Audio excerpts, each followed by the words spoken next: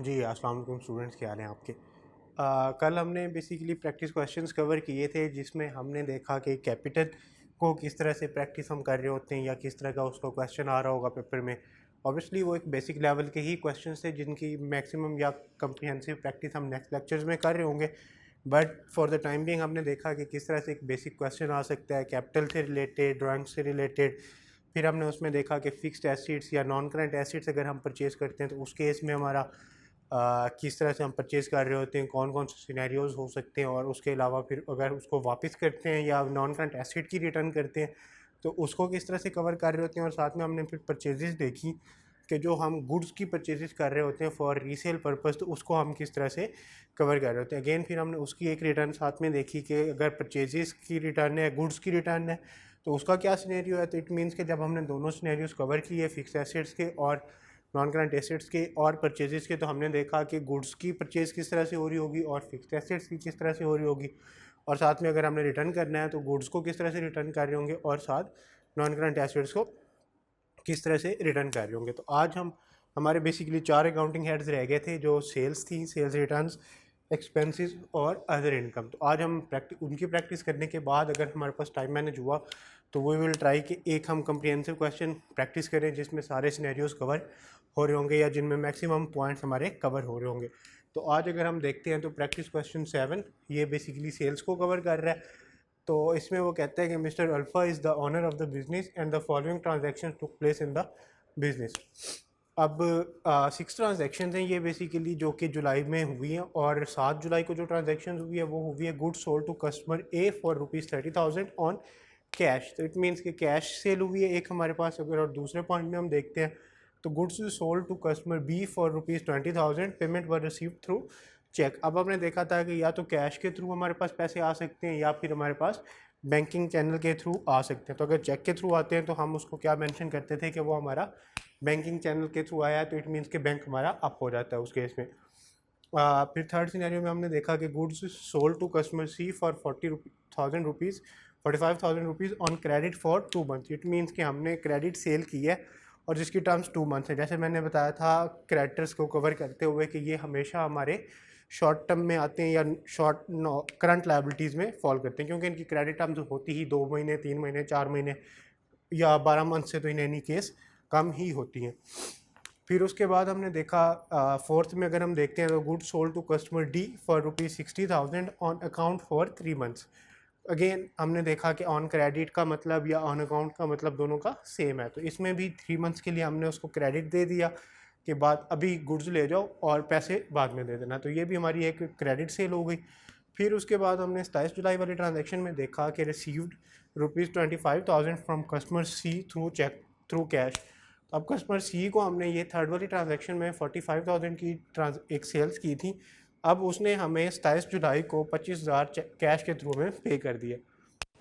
अब या तो ये हो सकता है कि वो हमें अमाउंट बता दे कि कितनी रिसीव हो रही है, या फिर वो हमसे कैलकुलेट करवा सकता है कि टोटल आउटस्टैंडिंग अमाउंट उस कस्टमर ने पे कर दिया, या सपोज आउटस्टैंडिंग अमाउंट का 50% या 60% या 70%, जितना भी वो हमें बताता है कि वो हमने रिसीव कर लिया। तो उन दोनों केसेस में कैलकुलेशंस हमारे ऊपर वेरी करेंगे हमारे क्वेश्चन के अंदर। जैसे कि अगर लास्ट ट्रांजेक्शन हम देखते हैं, received all the outstanding amount from customer D through cheque. अब कस्टमर डी को देखें तो हमने 60,000 की सेल की थी 3 मंथ्स के क्रेडिट पे, तो इट मीन्स कि अब वो हमें पे कर रहा है वापस। तो अब अगर हम यहाँ पे आते हैं अपने क्वेश्चन को सॉल्व करते हैं। प्रैक्टिस क्वेश्चन हमारा 7 है। Practice question 7। अब इसमें हम दो चीज़ें कवर कर रहे होंगे, एक हम देख रहे होंगे एनालाइज कर रहे होंगे साथ में, और इधर हम जर्नल एंट्री पास कर रहे हो। एनालिसिस में हम देख रहे होंगे कि हमारा कौन सा अकाउंटिंग हेड इम्पैक्ट हो रहा है और क्या हम उसको कौन सी चीज़ डेबिट हो रही है और कौन सी चीज़ क्रेडिट हो रही है, और इधर हम प्रॉपर एक अपनी डबल एंट्री पास कर रहे होंगे जिसमें फॉर्मेट अगर हम देखें तो डेट, डिस्क्रिप्शन, और साथ में यहाँ पे हमारे पास डेबिट आ जाएगा और इधर क्रेडिट अमाउंट आ जाएगी। तो ये इस तरह से हमारी डिस्क्रिप्शन होती है, और ये इनटू रुपीज़। तो ये हमारे पास एक सिंपल सी डिस्क्रिप्शन है, फॉर्मेट है जर्नल एंट्री का। तो अगर हम पहले ट्रांजैक्शन में देखते हैं तो goods sold to customer A for ₹30,000 on cash. It means कि कैश सेल्स हुई है हमारी। तो जब हम देखते हैं कि कैश सेल्स की हमारी क्या एंट्री होती है। तो सेल कैश हमारा इंक्रीज़ हो रहा होगा, कस्टमर आया, उसने हमसे गुड्स लिए और हमें कैश दे के वो चला गया, तो इट मीन्स कि जो बिज़नेस का कैश था वो इंक्रीज़ हो जाएगा। तो जो हमारा कैश था वो बेसिकली, क्योंकि हमारा एसिड है तो कैश अप हो जाएगा, और साथ में सेल्स हमारी क्रेडिट हो, सेल्स क्योंकि हमारी एक इनकम है, तो जब सेल्स भी इंक्रीज़ होती हैं तो हमने देखा था कि ये हमारी क्रेडिट ग्रुप में फॉल करती हैं, तो ये हमारा क्रेडिट हो जाएगी। तो अब हम 7 जुलाई 25 पे कैश हमारा डेबिट हो रहा है, cash being an asset, cash जब इंक्रीज़ होगा तो वो हमारा डेबिट हो जाएगा अमाउंट 30,000 से 30,000 से, और साथ में हमारी क्योंकि सेल्स हैं, सेल्स हमारी क्रेडिट ग्रुप में फॉल करती हैं, और जब क्रेडिट ग्रुप का कोई आइटम इंक्रीज़ होता है तो वो हमारा क्रेडिट हो जाता है। तो इट मीन्स के सेल्स हमारी 30,000 से इंक्रीज़ हो जाएंगी। सेकेंड बुलेट में हम देखते हैं, तो हमने चेक के थ्रू एक सेल की है कस्टमर बी को 20,000 रुपीज़ की 12 जुलाई को। तो इसमें भी अगर हम देखें तो बैंक हमारा इंक्रीज़ हो जाएगा, इस केस में हमारा बैंक इंक्रीज़ हो जाएगा, बैंक हमारा क्योंकि एसिड है वो इंक्रीज़ होगा, और साथ में हमारे पास सेल्स इंक्रीज़ हो जाएंगी।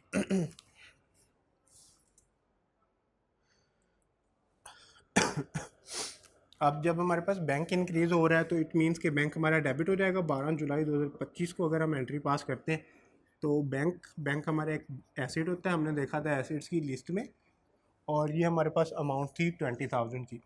तो इट मीन्स कि ये 20,000 से बैंक डेबिट हो जाएगा, और सेल्स क्योंकि इंक्रीज़ हो रही है साथ में, तो सेल्स हम यहाँ पे क्रेडिट कर देंगे 20,000 से। ये हमारी सेकेंड एंट्री थी। फिर हम अगर थर्ड वाली पे आते हैं तो कस्टमर सी को बेसिकली हमने 45,000 की सेल्स की है क्रेडिट पे। तो इट मीन्स के जो 19 जुलाई पे हमने सेल किया, उसमें अब हमने देखा था कि सेल्स के केस में जब हमने क्रेडिट सेल्स बुक करनी होती है तो हम बुक कर रहे होते हैं, बेसिकली हम एक रिसीवेबल अकाउंट या एसेट अकाउंट हिट कराते हैं जिसमें हम लगते हैं कि इतने पैसे हमें इतने टाइम बाद रिसीव होने हैं। तो उस केस में हम एक डेटर अकाउंट या ट्रेड रिसीवेबल अकाउंट यूज़ कर रहे होते थे सेल्स के केस में, जो हमने कम्प्रिहेंसिवली देखा था। तो इस केस में अगर हम देखें तो डेटर, और साथ में हमारा डेटर, उसका अगर नाम हम देखें तो डेटर ए आ जाएगा, ये हमारा एक एसिड अकाउंट है।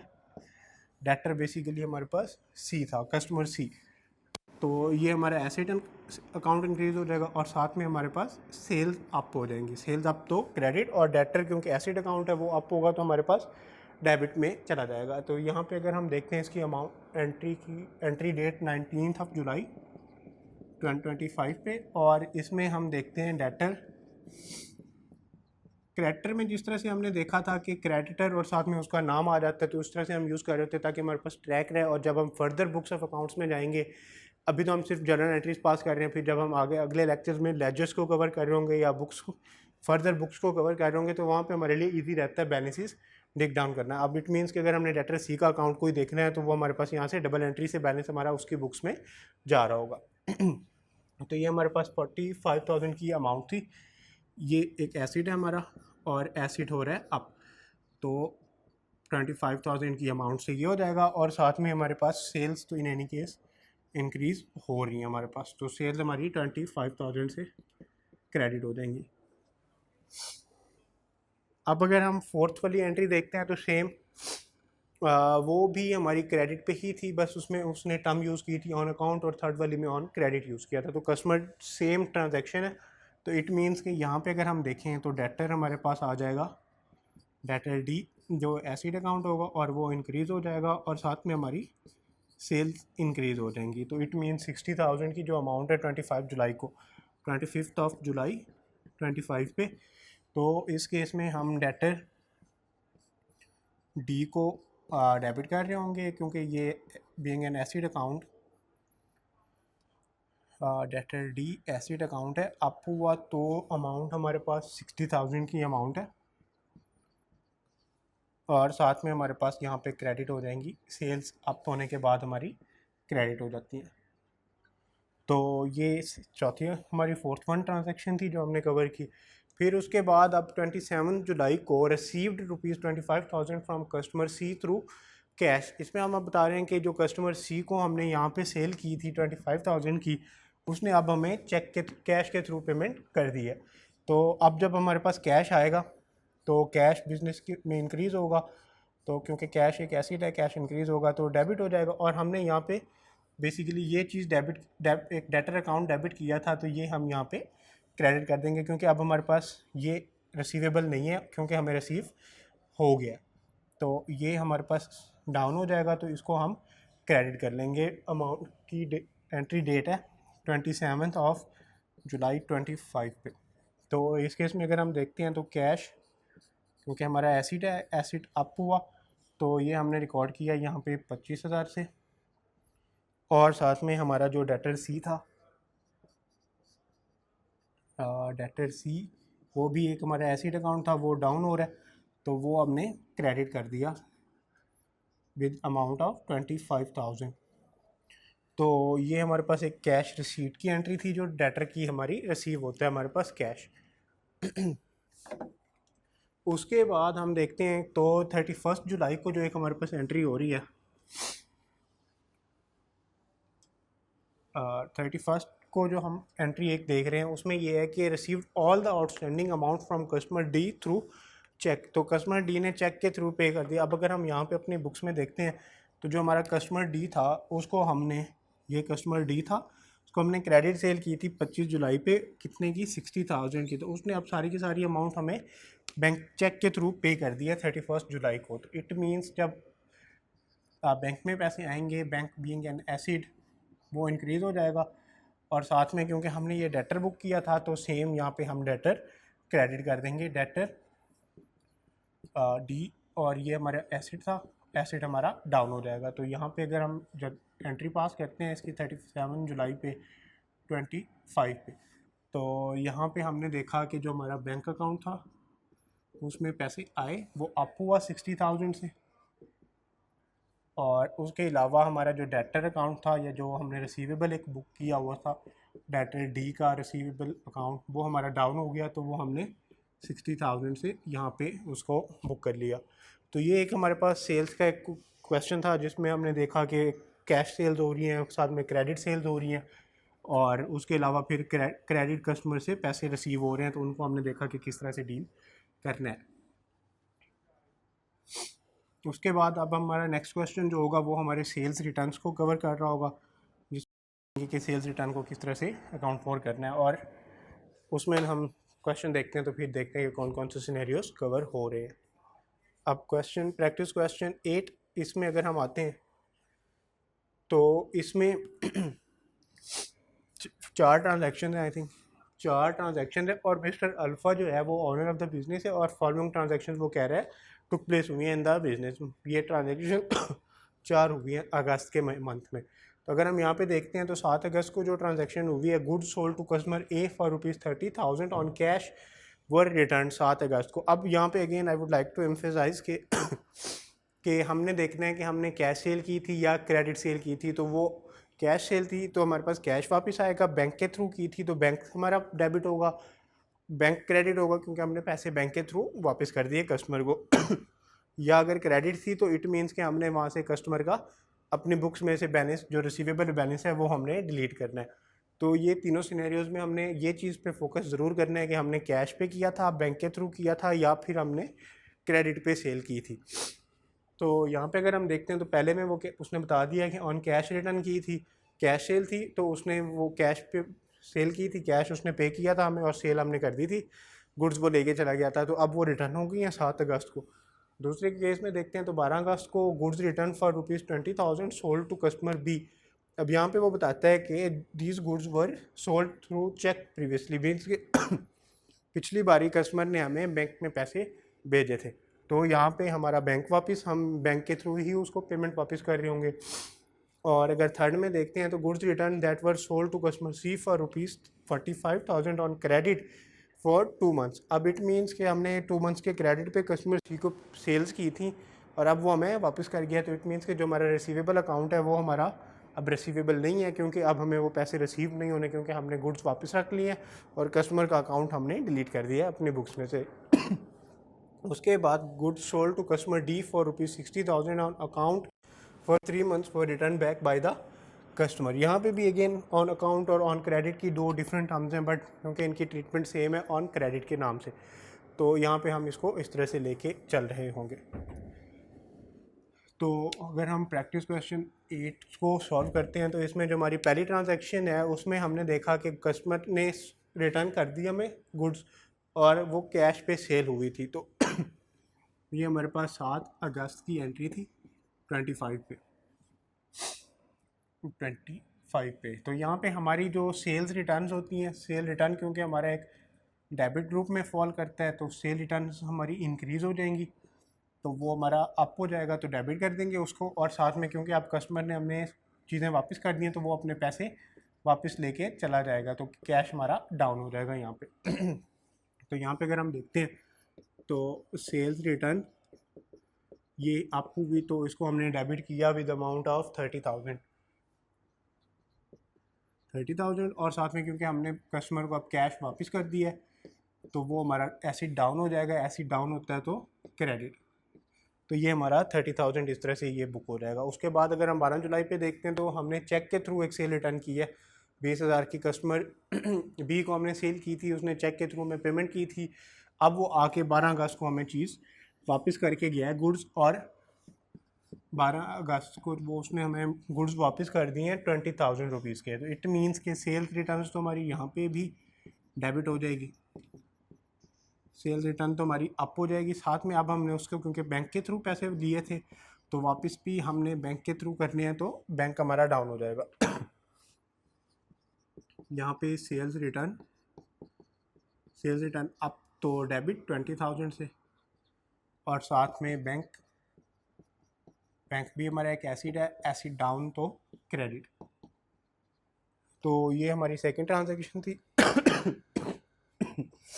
अब अगर थर्ड वाली में देखते हैं हम तो goods return that were sold to customer C for 45,000 on credit for 2 months. तो इट मीन्स कि 19 अगस्त को कस्टमर ने हमें क्रेडिट सेल्स रिटर्न कर दी हैं। तो इट मीन्स कि 19 अगस्त को हमने हमारा बेसिकली एक डेटर अकाउंट था, यहाँ पे अगर हम देखते हैं तो सेल्स रिटर्न तो वो इन एनी केस हमारी गुड्स हमारे पास वापस आ गए हैं तो सेल्स रिटर्न तो हम बुक करेंगे। अब हमने क्या बेसिकली बुक किया होगा, जिस टाइम हमने सेल की होगी डेटर सी का एक एसिड अकाउंट बुक किया होगा, अब क्योंकि वो हमारा ख़त्म हो गया जो कि रिसीव नहीं होना तो वो हम यहाँ पे डाउन कर रहे होंगे। सॉरी, यहाँ पे अगर हम देखते हैं तो सेल्स रिटर्न हमारी कितने से होगी 45,000 से, और यहाँ पे हम अगर देखते हैं तो जो डेटर अकाउंट है हमारा डेटर सी था वो हमारा एक एसिड अकाउंट है, एसिड अकाउंट डाउन हुआ तो हमने उसको क्रेडिट कर दिया 45,000 से। तो ये हमारे पास थर्ड ट्रांजैक्शन थी जिसमें हमने क्रेडिट से रिटर्न की है। और अगर हम फोर्थ में देखते हैं तो उसमें भी कस्टमर डी था, उसको हमने क्रेडिट सेल की हुई थी, अब वो हमने रिटर्न कर दी है जो उसने आके हमें चीज़ें वापस कर दी हैं। तो इट मीन्स कि वो भी अब हमारा डेटर अकाउंट नहीं रहा, जो हमने पैसे रिसीव करने थे अब वो हमने रिसीव नहीं करने हैं। तो यहाँ पे अगर हम देखते हैं तो 25 अगस्त पे अगेन सेल्स रिटर्न, यहाँ पे हमारी सेल्स रिटर्न अप हो जाएगी, और साथ में हमारा जो डेटर डी था एसिड अकाउंट वो हमारा डाउन हो जाएगा। तो यहाँ पे हमारा वो डाउन हो जाएगा। तो अगर हम इधर आते हैं तो सेल्स रिटर्न हमारी अप कितने से 60,000 से, और उसके बाद हमने देखा डेटर डी था, अब उससे पैसे रिसीव होने थे पहले, अब वो रिसीव नहीं होने क्योंकि उसने हमें चीज़ वापस कर दी है, तो अब वो डाउन हो जाएगा हमारा एसिड अकाउंट, तो वो हम क्रेडिट कर देंगे यहाँ से। तो ये हमारा सेल्स रिटर्न की एक सिनेरियो था जिसमें हमने प्रैक्टिस की कि चार हमने ट्रांजैक्शन देखी कि हम किस तरह से इनको कवर कर रहे होंगे। अब अगर हम आए नेक्स्ट प्रैक्टिस क्वेश्चन में तो ये बेसिकली एक्सपेंसेस को कवर कर रहा है हमारा क्वेश्चन, प्रैक्टिस क्वेश्चन, कि हमने एक्सपेंसेस को किस तरह से लेके चलना था। अब एक्सपेंसेस को अगर मैं रिकॉल कराऊँ थोड़ा सा कंसेप्ट, तो हमने उसमें 2 कंसेप्ट देखे थे कि या तो एक्सपेंस हमारा इमीडिएटली पे हो जाता है या फिर हम उसको पे कर रहे होते हैं आफ्टर सम टाइम वो डिपेंड करता है एग्रीमेंट्स पे कि कब हमने उसको पे करना है। तो इस केस में अगर हम देखते हैं तो हमारे पास mister Bahu is the owner of the business and following transaction took place in the month of September. तो 7 सितंबर को employee salaries worth ₹150,000 were paid in cash. Employees की सैलरीज थी जो कि स्टार्ट पिछले मंथ की सैलरीज थी, अब इनकर हो गई हैं। अब हमने जैसे आपको पता है पेरोल रन होता है तो 4 5 6 दिन बाद पेरोल पेमेंट प्रोसेस हो रही होती है। तो इस केस में हमने देखा कि कैश हमने पे किया एम्प्लॉयज़ को। फिर 12 सितंबर को देखा कि कुछ ऑफिस में रिपेयर एक्सपेंसेस हुए जो कि चेक के थ्रू पे हुए। Repair expenses of ₹100,000 were paid through cheque. तो इसमें हमने देखा कि चेक के थ्रू उसकी हमने पेमेंट की है और ये हमारा चेक के थ्रू पेमेंट थी 12 सितंबर को। फिर 19 सितंबर पे हमने interest expense of ₹10,000 was deducted from the business bank account. अब नॉर्मली होता है ये कि जो भी हमने लोन बैंक से लिया होता है उस केस में हमारी जो इंटरेस्ट बन रही होती है वो बैंक ऑटोमेटिकली बैलेंस बैंक में से डिडक्ट कर लेता है। तो इसमें हमने देखा कि 10,000 का जो इंटरेस्ट था बेसिकली जो सूद था या प्रॉफिट था लोन के ऊपर जो हमने पे करना था वो बैंक ने ऑटोमेटिकली डिडक्ट कर दिया। तो इस मीन्स के बैंक अकाउंट में से पैसे हमारे चले गए। फिर हमने देखा चौथा कि electricity bill for the month of September 2025 of ₹200,000 will be paid after 2 months. हो सकता है कि बैंक बिजनेस ने नेगोशिएशंस की हों पावर डिस्ट्रीब्यूशन कंपनी के साथ कि अभी हमारे हालात अच्छे नहीं है, हम कैश फ्लोज के इश्यूज़ हैं तो अभी हम पेमेंट नहीं कर सकते। तो वो जो भी उनकी एक एक्सटेंडेड टर्म्स थी उसके ऊपर एग्रीमेंट हुआ। अब ये एग्री हुआ कि सितंबर को जो बिल है बेसिकली 2 लाख का वो 2 मंथ्स बाद पे हो रहा होगा। तो इट मीन्स कि एक्सपेंस हमने इनकर तो कर लिया बट अभी पे नहीं हुआ। तो उसमें हमने देखा था कि हम उसको एक्सपेंस पेबल के थ्रू हम उसको बुक करके रिकॉर्ड कर रहे होंगे क्योंकि हम अक्रूवल बेसिस फॉलो कर रहे हैं। तो इस मीन्स कि जैसे ही एक्सपेंस इनकर हो जाएगा उसको हम रिकॉर्ड कर लेंगे। तो अगर पहली ट्रांजैक्शन हम देखते हैं तो employ salaries worth ₹150,000 were paid in cash 7 सितंबर को। तो यहाँ पे अगर हम देखते हैं तो 7 सितंबर 2025 को हुआ क्या कि सैलरी एक्सपेंस था बिजनेस का। अब एक्सपेंस अप होता है तो वो डेबिट हो जाता है और साथ में कैश पे किया। कैश हमारा एक एसिड है, एसिड क्योंकि आप पे कर दिया तो बिजनेस के पास पैसे कम हो गए तो कैश डाउन हो गया। यहाँ पे अगर हम आके देखें तो सैलरी एक्सपेंस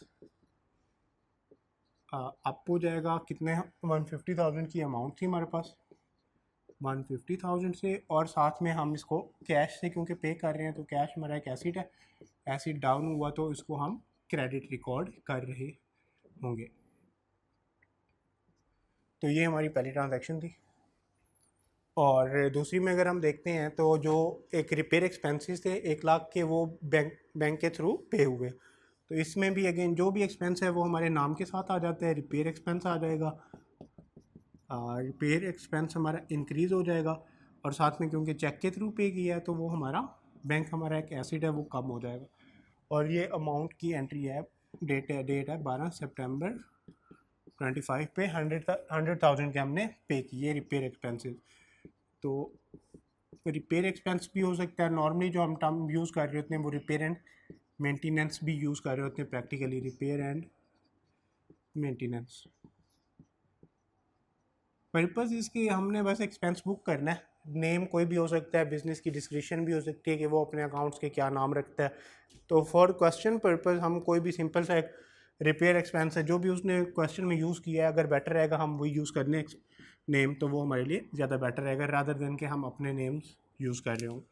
तो यहाँ पे प्रैक्टिकली जो यूज़ हो रहा होता है रिपेयर एंड मेंटेनेंस यूज़ हो रहा होता है। तो 100,000 की हमने एक ट्रांजेक्शन बुक की और साथ में क्योंकि बैंक से पैसे गए तो जो हमारा बैंक था, बैंक एक एसिड है, एसिड कम होता है तो वो क्रेडिट हो जाता है। तो ये हमारे पास एक सेकंड ट्रांजैक्शन हमने देखी।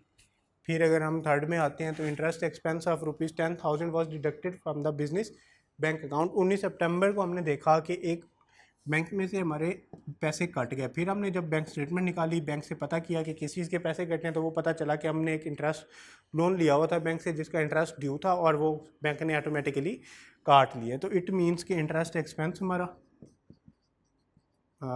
इंटरेस्ट एक्सपेंस जो है वो इंक्रीज़ हो जाएगा और साथ में क्योंकि बैंक में से पैसे कटे तो बैंक हमारा डाउन हो जाएगा। ओके, सो यहाँ पे इंटरेस्ट एक्सपेंस क्योंकि हमारा इंक्रीज़ हुआ, एक्सपेंस अप होता है तो डेबिट हो जाता है। इंटरेस्ट एक्सपेंस अप हमारा कितने से था, 10,000 की अमाउंट थी, 10,000, और साथ में हमारे क्योंकि बैंक में से पैसे कटे हैं तो बैंक हमारा डाउन हुआ तो 10,000 से यहाँ पे क्रेडिट हो गया। तो ये हमारी थर्ड एंट्री, ऑटोमेटिकली डिडक्ट हो गए पैसे। अब इस केस में होता ही है कि हम एक नेक्स्ट टॉपिक कवर कर रहे होंगे BRS बैंक रिकन्सिलिएशन स्टेटमेंट्स के नाम से, जो कि नेक्स्ट टॉपिक्स होंगे में से एक होगा। उसमें हम देखेंगे कि कैसे हम बैंक्स को रिकन्साइल कर रहे होते हैं। इट मीन्स कि अब हमें पता नहीं चला, हमने बैंक स्टेटमेंट तो देखी नहीं, तो बैंक ने पैसे जब काट लिए तो बाद में जब हम बैठे मंथ एंड पे देखा कि अकाउंट्स के हमारे बैलेंसेस बुक्स के साथ और बैंक स्टेटमेंट के साथ मैच नहीं कर रहे, तो उस केस में फिर हमने रिकन्सिलिएशन परफॉर्म की, एक स्टेटमेंट बनती है बेसिकली। तो वहाँ से पता चला कि ये ट्रांजैक्शन एक हमने रिकॉर्ड नहीं की हुई थी, क्योंकि ये तो ऑटोमेटिक बैंक चार्जेस थे जो कि कट गए थे। इस तरह से होता है कि हमारा सेविंग अकाउंट है, उसमें पैसे आ रहे हैं, ऑटोमेटिकली इंटरेस्ट के पैसे आ जाते हैं, तो हमें नहीं पता चला कि आ गए पैसे, वो बैंक ने क्रेडिट कर दिए थे हमारे अकाउंट में। तो वहाँ पे हम फिर देख रहे होंगे कि मंथ एंड पे जब हम रिकन्सिलिएशन परफॉर्म करते हैं तो उनका पर्पस भी यही होता है। उसके बाद हमारे पास जो लास्ट ट्रांजैक्शन है 25 सितंबर की, उसमें 25 सितंबर 25, तो इसमें हम डेट्स को दो फॉर्मेट्स के थ्रू लिख सकते हैं, एक ये भी हो सकता है और एक हम ये भी फॉलो कर सकते हैं, तो दोनों फॉलो कर सकते हैं, या इवन सितंबर 12 2025 ये भी हम फॉलो कर सकते हैं, विच एवर सीम्स गुड या सूट करता है। उसके बाद हमने फोर्थ ट्रांजैक्शन में देखा कि जो इलेक्ट्रिसिटी बिल था सितंबर का, वो हमने इनकर कर लिया बट अभी पे नहीं हुआ, तो इट मीन्स कि हम एक्सपेंस तो बुक कर रहे होंगे।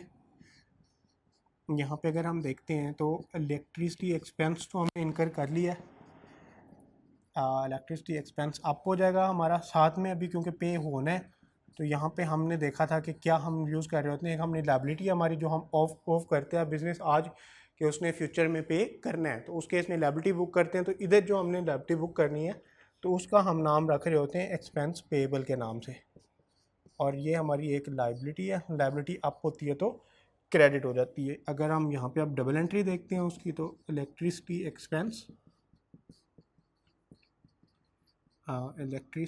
एक्सपेंस अप, तो डेबिट अमाउंट थी हमारे पास 2 लाख की, और साथ में अगर हम देखें तो एक्सपेंस पेएबल, हम एक अपनी लायबिलिटी बुक कर रहे हैं एक्सपेंस पेएबल के नाम से। तो ये हमारी लायबिलिटी है, और लायबिलिटी जब अप होती है हमने देखा था, तो उस केस में हम क्या रिकॉर्ड कर रहे होते हैं, क्रेडिट कर रहे होते हैं उसको। तो ये यहाँ पे 200,000 की लायबिलिटी हम बुक कर रहे होंगे अपनी। तो ये हमने देखा एक्सपेंस के सिनेरियोज के, जिसमें या तो कैश के थ्रू पे हो रहा है, बैंक के थ्रू पे हो रहा है, या फिर ऑटोमेटिकली वो डिडक्ट हो रहा है बैंक में से, या फिर हो सकता है कि वो अभी हमने इनकर कर लिया बट पे नहीं किया। तो ये हमारे एक एक्सपेंस का सिनेरियो था।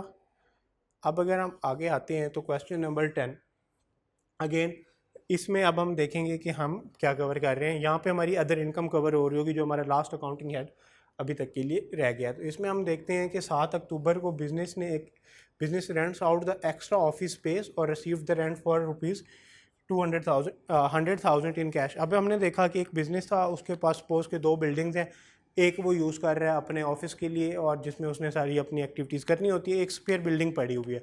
अब बिज़नेस ने डिसाइड किया कि क्योंकि एक एक्स्ट्रा स्पेयर बिल्डिंग पड़ी हुई है तो उसको क्यों ना हम रेंट पे किसी को दे दें और वहाँ से रेंट आता रहेगा। तो अब हमने देखा था कि जो हमारी प्राइमरी एक्टिविटीज़ होती हैं वहाँ से जो इनकम आती है वो हमारी सेल्स कहलाती है, बट उसके अलावा जितनी भी एक्टिविटीज़ से बिज़नेस पैसे कमा रहा होता है वो हमारी अदर इनकम कहलाती है। तो यहाँ पे हमने देखा कि बिज़नेस है, कोई भी बुक शॉप का बिज़नेस है, हमने जैसे एग्जांपल हम लेके चल रहे हैं, तो उसमें हमने देखा कि क्योंकि बिज़नेस का तो जो एक मेन एक्टिविटी है या जो प्राइमरी एक्टिविटी है वो क्या क्या है, बुक सेल करना है बेसिकली, और बुक शॉप का पर्पज़ है उसका। तो अब क्योंकि उसने रेंट पे एक चीज़ एक्स्ट्रा ऑफिस स्पेस दे दी है, ऑफिस बिल्डिंग एक एक्स्ट्रा थी तो उसने दे दी, तो ये हमारी क्या कहलाएगी, अदर इनकम कहलाएगी। उसके बाद हमने देखा कि एक dividend income of ₹60,000 received in bank account. Dividend income basically होता ही ये है कि जब हम किसी कंपनी के शेयर्स परचेज करते हैं तो उसके ऊपर हमें जो इनकम मिलती है या उनके ऊपर जो प्रॉफिट, जो बिज़नेस का एक प्रॉफिट का होता है, अर्न करता है बिजनेस और उसको वो शेयर कर रहा होता है शेयर होल्डर्स के बीच में। जो सपोज़ कि अब एक कंपनी है, उसके 100 शेयर्स हैं और उसने 100 रुपये का बिज़नेस किया, इट मीन्स कि जो एक शेयर है उसको 1 रुपये का प्रॉफिट हुआ है। तो अब बिज़नेस पे डिपेंड करता है कि वो सारा का सारा प्रॉफिट एक अपने उसको शेयर होल्डर्स को देना चाहता है, या जितना भी सपोज बिज़नेस डिसाइड करता है कि हमने हर शेयर को 0.5 का डिविडेंड देना है। तो अब वो जो डिविडेंड दे रहा होगा, जो बिज़नेस के लिए तो एक्सपेंस होगा, बट अगर कोई और बिज़नेस जिसने शेयर्स में इन्वेस्ट किया हुआ था उसको रिसीव हो रहा है, तो इट मीन्स उसके लिए वो इनकम कहलाएगी। तो इस केस में हमने देखा कि डिविडेंड इनकम रिसीव हुई है बैंक अकाउंट में, तो मीन्स कि बिज़नेस ने पैसे एक्स्ट्रा इन्वेस्ट किए हुए थे शेयर्स में। तो ये हमने इधर ये देखा। फिर हमने देखा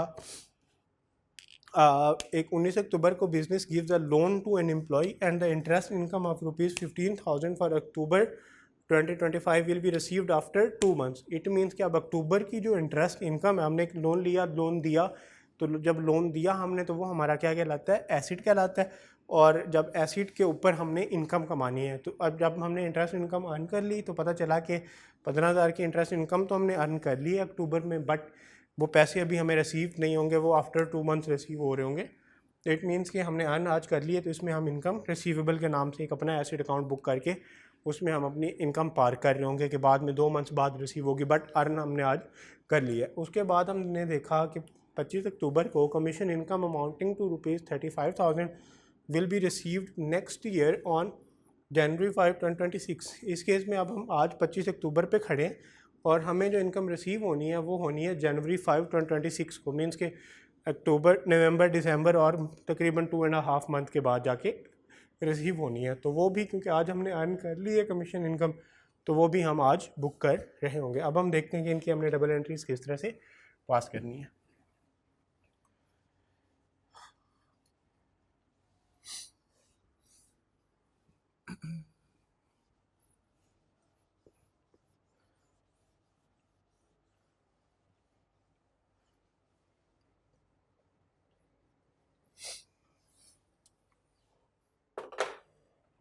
फर्स्ट ट्रांजैक्शन है हमारे पास 7 अक्टूबर को। इसमें अगर हम अक्टूबर 7, 2025 पे, इसमें हमने देखा कि रेंट इनकम थी हमारी, वो हमें कैश में रिसीव हो गई है। तो इट मीन्स कि रेंट इनकम थी, कैश में रिसीव हुई है, तो कैश हमारा इंक्रीज़ हो गया होगा, एसिड अकाउंट है, इंक्रीज़ होगा।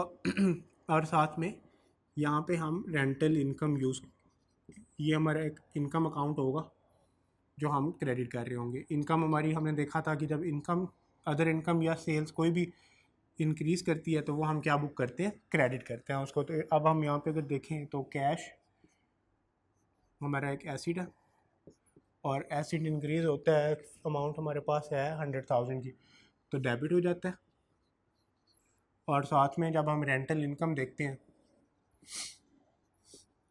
रेंटल इनकम, तो जब ये अप होती है हमारे पास तो ये क्रेडिट हो जाती है, इनकम अप तो क्रेडिट। फिर हमने सेकंड में देखा, सेकंड ट्रांजैक्शन में हमें डिविडेंड इनकम रिसीव हुई थी 12 अक्टूबर को बैंक अकाउंट में 67,000 की। तो यहाँ पे अगर हम देखते हैं तो अक्टूबर 12, 2025 को हमारे पास एक हमें डिविडेंड इनकम रिसीव हुई है बैंक में। तो इट मीन्स कि बैंक में क्योंकि रिसीव हुई है तो बैंक हमारा इंक्रीज़ हो जाएगा और साथ में हमें डिविडेंड इनकम आ जाएगी, डिविडेंड इनकम आ जाएगी इस तरह से। तो अगर हम इधर देखते हैं डबल एंट्रीज़ की किस तरह से पास हो रही होगी, तो बैंक क्योंकि हमारा एसिड है, एसिड इंक्रीज़ होता है तो डेबिट, और ये अमाउंट थी हमारे पास 67,000 की, 67,000 की, और साथ में डिविडेंड इनकम, डिविडेंड इनकम, और ये हमारी बुक हो जाएगी 67,000 से। इनकम अप होती है तो क्रेडिट, इनकम अप तो क्रेडिट। उसके बाद थर्ड में अगर हमने देखा कि बिजनेस ने एक लोन दिया था एम्प्लॉय को, और उसकी जो इंटरेस्ट इनकम है फॉर अक्टूबर 2025 वो रिसीव होगी जाके आफ्टर 2 मंथ्स। तो इट मीन्स कि आज हमने इनकम अर्न तो कर ली है, जैसे इंटरेस्ट इनकम है वो हमने आज अर्न कर ली है, इंटरेस्ट इनकम तो हमारी रिसीव हो जाएगी, बेसिकली अर्न हो गई है तो बुक कर लेंगे हम इनकम, बट क्योंकि अभी रिसीव हुई नहीं है तो यहाँ पे हमने देखा था कि इनकम रिसीवेबल के नाम से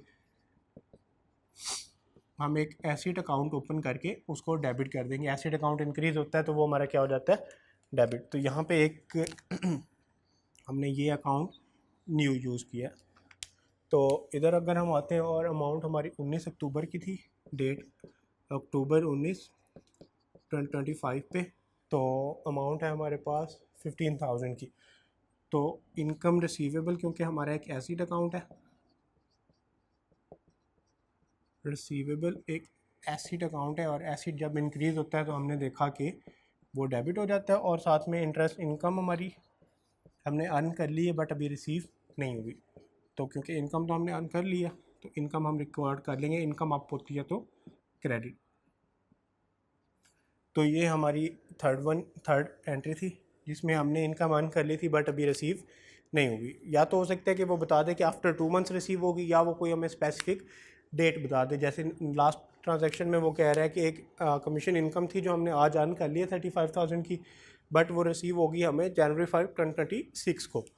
तो इस केस में हमने ये करना है कि इसमें भी अगेन इनकम हम रिसीवेबल ही बुक कर रहे होंगे क्योंकि अभी हमें रिसीव नहीं हुई। इनकम रिसीवेबल का एक हम एसिड अकाउंट यूज़ कर रहे होंगे और साथ में हमारे पास कमीशन इनकम है।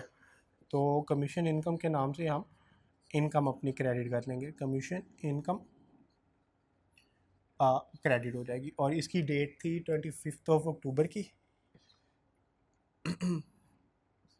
अक्टूबर 25 2025। तो यहाँ पे अगर हम देखें तो इनकम रिसीवेबल,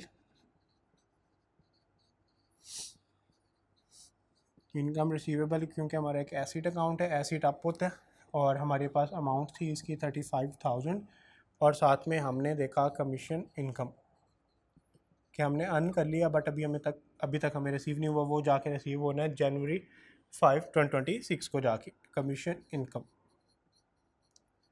तो ये कमीशन इनकम हमारी 35,000 से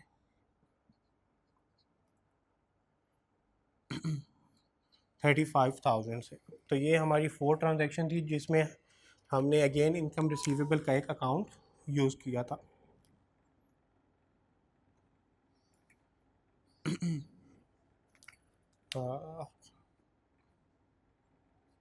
इनकम, कमीशन इनकम की हमने कि इनकम अर्न कर ली थी बट वो हमने अभी तक रिसीव नहीं की। तो ये हमने आज 4 क्वेश्चंस की प्रैक्टिस बेसिकली देखी है जिसमें हमने देखा कि सेल्स किस तरह से हो रही है। सेल्स में हमने कैश सेल्स, क्रेडिट में बैंक के थ्रू सेल्स, और क्रेडिट में फिर हमने ऑन अकाउंट सेल्स देखी, और फिर हमने सेल्स रिटर्न कवर की। और सेल्स में हमने ये देखा कि क्रेडिट कस्टमर जो थे हम हमारे जब वो पेमेंट करते हैं तो उसकी एंट्री हम किस तरह से कर रहे होते हैं। और उधर हमने देखा कि वो हमारे पास में पेमेंट्स कर रहा होता है, या तो वो हमें अमाउंट बता देता है या फिर परसेंटेज बता देता है, या फिर थर्ड सिनेरियो में वो हमें बता देता है कि ऑल द आउटस्टैंडिंग अमाउंट तो इस रिसीव हो गई है। तो इस केस में हम क्या करते हैं कि हम देखते हैं कि कितनी सेल्स हमने उसको आज तक की है और वो सारी अमाउंट्स या तो परसेंटेज रिसीव लगा के अप्लाई हो जाती है उस पर, या फिर टोटल अगर आउटस्टैंडिंग अमाउंट रिसीव हुई है तो उस केस में हम सारी अमाउंट रिसीव कर लेते हैं। और फिर हमने सेल्स रिटर्न देखा, उसमें भी अगेन हमने ये देखा कि जिस मीडियम से हमने सेल की थी उसी से ही सेल रिटर्न होगी। कैश से थी तो कैश हम वापस करेंगे, बैंक के थ्रू थी तो बैंक वापस कर रहे होंगे, और अगर क्रेडिट पे थी तो उस कस्टमर का डेटर अकाउंट जो था हम वो क्रेडिट कर रहे होंगे। इट मीन्स कि एक एसेट हमने बुक किया था कि हमें पैसे रिसीव होंगे बट अब वो फर्दर हमें रिसीव नहीं होने, नो मोर रिसीवेबल है, तो उसको हम रिकॉर्ड बुक्स में से रिमूव कर रहे होंगे। फिर हमने एक्सपेंसेस देखा। एक्सपेंसेस में हमने 2 सिनेरियोज देखे कि एक तो एक्सपेंस इनकर कर लिया और फ़ौरन से पे भी कर दिया, और दूसरे केस में हमने देखा कि एक्सपेंस इनकर तो कर लिया बट अभी हमने पे नहीं करना। तो उस केस में हम क्या रिकॉर्ड कर रहे होंगे उसको। तो इधर इसके दोनों केसेस में हमने देखा कि अगर फ़ॉरेन से पे हो रहा है तो कैश से पे हो रहा होता है, बैंक से पे हो सकता है, या फिर बैंक से ऑटोमेटिकली डिडक्ट हो सकता है। और उसके बाद हमने अदर इनकम देखी। इसमें भी 2 सिनेरियोज देखे हमने कि एक तो फ़ॉरेन से रिसीव हो जाता है कैश, अर्न जैसी इनकम हमने अर्न की और वो रिसीव भी हो गई। उसके बाद हमने दूसरे सिनेरियो में देखा कि इनकम हमने अर्न तो कर ली बट अभी तक रिसीव नहीं होगी, वो या तो 2 महीने बाद रिसीव होगी या वो डेट बता देगा कि कब जाके हमें वो इनकम रिसीव होनी है। तो उसको हमने देखा कि हम किस तरह से बुक कर रहे होंगे। इनकम रिसीवेबल बुक करके एक एसिड अकाउंट यूज़ कर रहे होंगे हम। तो आज तक के लिए हमने बस ये सारे अकाउंटिंग हेड्स देखे हमने प्रीवियस लेक्चर्स के थ्रू, और उसके बाद हमने उनके सिंपल से बेसिक प्रैक्टिस क्वेश्चंस किए जिसमें हमने इंडिविजुअल काउंटिंग हेड का क्वेश्चन सेपरेटली किया, तो वो हमारे यहाँ पे अब एक बेनिफिट भी था हमारे लिए कि हम एक जब सेल्स की क्वेश्चन की प्रैक्टिस कर रहे हैं तो हमें पता है सेल्स का है, और हमने अपने माइंड में सिर्फ सेल्स को फोकस रख के सेल्स पे फोकस रखना, और सेल्स की 2 एंट्रीज़ या 3 एंट्रीज जितनी भी सेल्स की हैं, कैश सेल्स, बैंक पे और क्रेडिट सेल्स, 3 सेल्स की एंट्रीज़ हैं, तो उन पे हमने फोकस रखते हुए सेल का क्वेश्चन सॉल्व कर लिया। Same for purchase, same for sales return, और सारे जितने भी एग्जाम हमने किए उसमें हमने सिर्फ एंट्रीज़ पे फोकस रखते हुए कर लिया। अब हम जब नेक्स्ट क्वेश्चन देख रहे होंगे तो उसमें हम देख रहे होंगे कि एक पूरा बिजनेस है, उसमें पैसे बिजनेस ओनर इन्वेस्ट भी कर रहा है, कुछ ड्राइंग्स भी कर रहा है, परचेजेस भी हो रही हैं, परचेज रिटर्न्स भी हो रही हैं, क्रेडिट परचेजेस भी हैं, कैश भी हैं, बैंक भी हैं, सेल्स हो रही है क्रेडिट पे, कैश पे, फिर सेल्स रिटर्न्स हो रही हैं, फिर एक्सपेंसेस हो रही हैं, और फिर अदर इनकम भी आ रही है। तो वहाँ पे हमारे लिए थोड़ा सा चैलेंजिंग भी होगा, और वो एक अच्छी सी हमारी कंप्रीहेंसिव प्रैक्टिस हो रही होगी कि हमने 10 के 10 अकाउंटिंग हेड्स की एंट्रीज़ को एक माइंड में रखना है, और फिर हमने ये भी जज करना है कि ये एंट्री सेल्स की है, परचेज़ की है, या क्या चीज़ है। तो वो हम नेक्स्ट क्लास में एक कंप्रीहेंसिव क्वेश्चंस प्रैक्टिस कर रहे होंगे, और साथ में फिर हम कुछ होम असाइनमेंट्स भी साथ साथ कर रहे होंगे। तो आज तक के लिए इतना ही, इंशाल्लाह मिलते हैं कल। अल्लाह हाफिज़।